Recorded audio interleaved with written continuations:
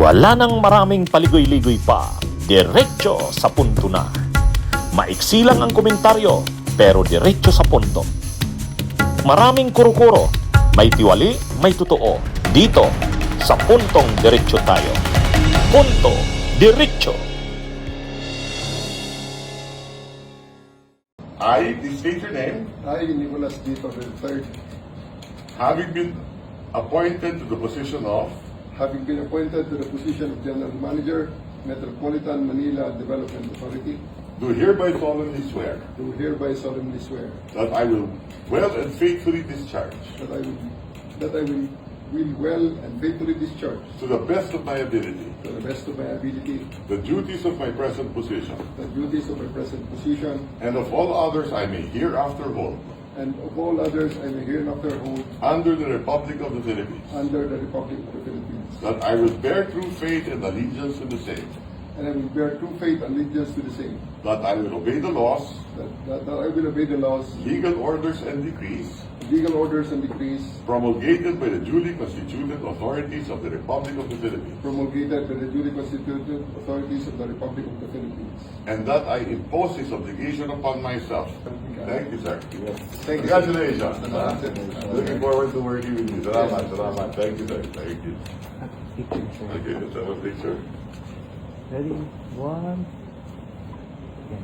Okay, good. Ready? 1, 2, 3.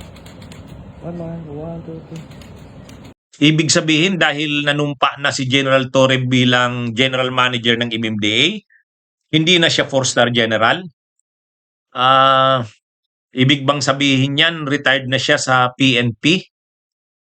Ang totoo, bawal sa atin na ang opisyal ng gobyerno, appointive man o elective position, bawal kang humawak ng dalawang positions. Bawal kang humawak ng dalawang positions. Maliban na lang kung yung position na yan ay parang ex officio position mo.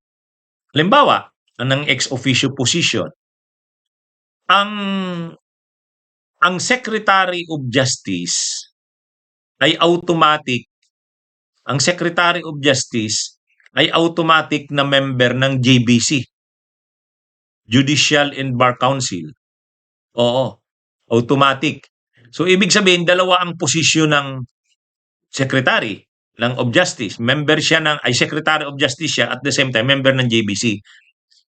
Ano naman yon? Hindi naman problema yon kasi compatible, ay ano yon, ex officio na position yon. Ganon din ang Secretary ng Department of Education ay member ng Board of Regents ng UP. Mga ganon. Ang ibig sabihin niyan, ex officio position. So, hindi naman bawal yon pag ex officio. Pero, itong kanyang position na general manager, hindi naman ex officio position yan ng PNP, sa PNP. Hindi pwedeng nasa PNP ka, tibo ka pa sa PNP, at the same time, MMDA ka. Hindi pwede yun eh. Kailangan i-give up niya doon. Sa malamang, yun yung pinapaliwanag nung sa Napolcom ni Kalinisan. Sabi niya, deemed resigned yan. Pagtanggap mo ni Torre nung pagiging general manager ng MMDA, deemed resigned siya doon sa pagiging general, 4-star general. Sa isang banda, actually dapat na ring ibigay na yan ni Torre kay Nartatis. Mag-move na. Tama na yan. Para matahimik na. Ano naman hindi naging full-fledged na PNP chief si Nartatis. Laging acting. Bakit acting? Kasi ang pinakamataas pa rin na official ay si Torre. Siya pa rin ang 4-star general. Bawal naman sa PNP na dalawa ang 4-star general. Isa lang ang 4-star general. Ay hindi pa naman nagre-retire si Torre. So, hindi ma-promote sa pagiging 4-star general si Nartatis. Hindi rin siya maging full-fledged na PNP chief, kaya acting siya lagi. So ngayon, sa pagtanggap ni Torre ng posisyon bilang general manager ng MMDA, kailangan niyan na sigurong gawing official yan, mag-resign na siya bilang 4-star general sa PNP. Mag-retire na siya para makuha na ni Nartates yung pagiging full-fledged na PNP chief at 4-star general na rank. Siya rin, concentrate na siya dyan sa MMDA. Anyway naman, hindi naman siya makakabalik na dyan sa PNP.